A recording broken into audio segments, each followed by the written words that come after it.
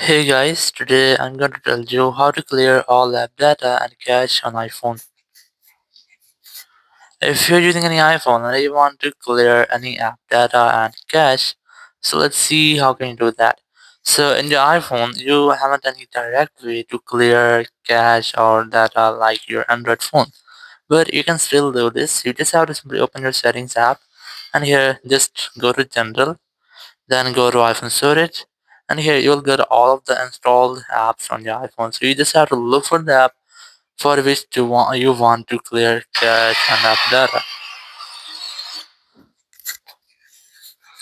So for example, I'm going to select my TikTok app here.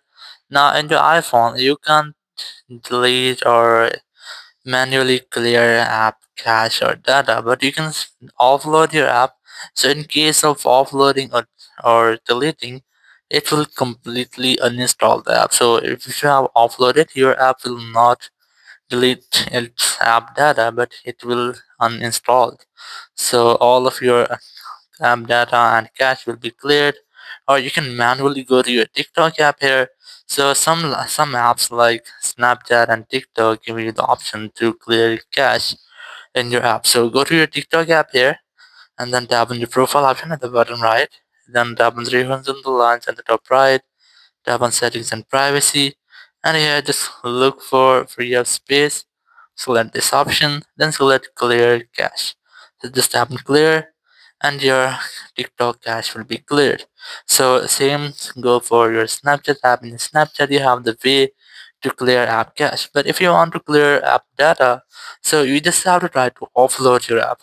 So you can also try to completely uninstall them, but it will delete all of your accounts you have saved in your app.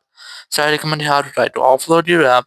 So in case of offloading, it will clear app cache and all the junk data of your app.